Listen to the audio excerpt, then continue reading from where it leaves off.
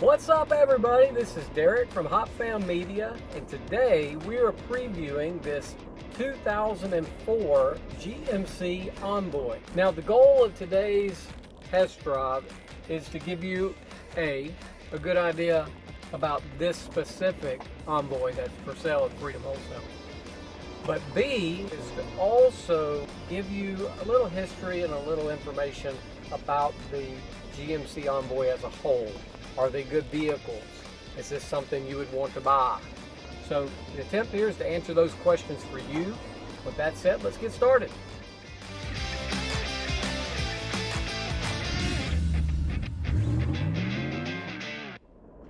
The GMC Envoy has a rich history that began in 1998 and continued in production through 2009. Now, the Envoy is classified as a mid-size SUV. It's not really small, it's certainly not large, it's just mid-size. The predecessor to this vehicle, you might remember, is the GMC Jimmy. And it was not mid-sized. In my opinion, that was a small-sized SUV. The successor, or the vehicle that followed this one, is the GMC Terrain or the GMC Acadia. Now, those are very popular vehicles today. Now, the power plant for the GMC Envoy was predominantly the 4200 inline six-cylinder motor. And for some reason throughout history, the inline six-cylinder motors are known to have great bottom-end torque and to be rock-solid, dependable engines. That particular engine was in testing for 300,000 miles prior to it being adopted for this platform. Is the motor they put in the second generation Envoy, and that's the one I'm driving here. Other models of the GMC Envoy later included the 5.3 liter V8, which is just a legendary GM motor. Something I don't care so much about this particular motor is that it does have a slight exhaust leak, so when you first crank it, you hear some engine noise. Once the engine warms up, sound goes away. For the mileage, it's kind of understandable. It's a future maintenance item. Now, here's an interesting fact. All of the XL models, and this 2004 Envoy is an XL, all of those XL models were manufactured in Oklahoma City, Oklahoma. This particular Envoy has an auto check history of 2 owners, was in Michigan from 2003 to 2007. And then the second owner bought it. That was a Tennessee resident from 2007 to 2020.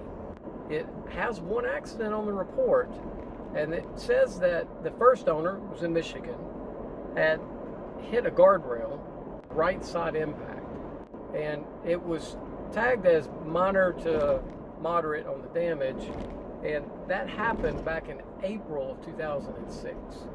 This 04 Envoy has been inspected by Greenlight Auto Inspections, a national third-party company, and this one came up with an A+ safety rating, which simply means this.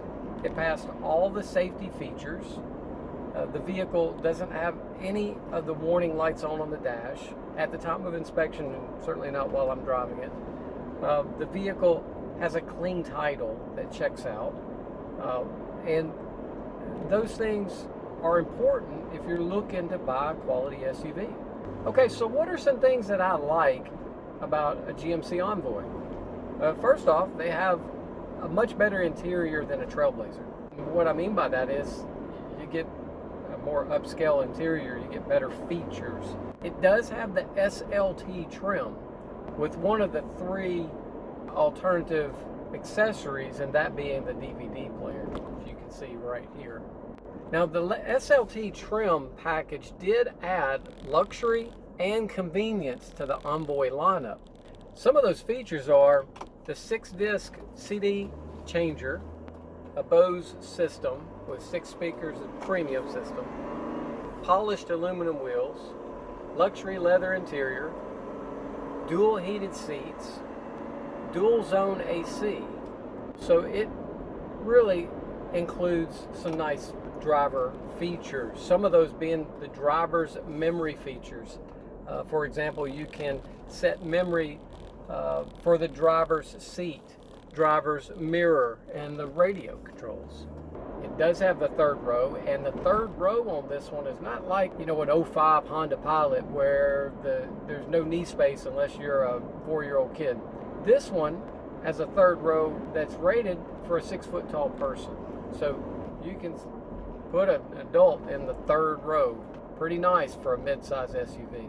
And this vehicle is shockingly in good condition for the amount of miles that it has. I'm looking at the odometer right now at 219,097 miles. Now the miles will cause some people to not be interested in it. Some people feel like that the vehicle's quality dives after 150,000 miles. Some people think it dives after 100,000 miles. Some people think it's dead after 200.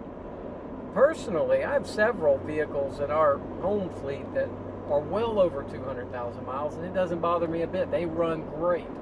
As long as the motor's not choked down and it's able to breathe, then it's probably going to be there for a while, provided that it's cared for, that it's maintained properly.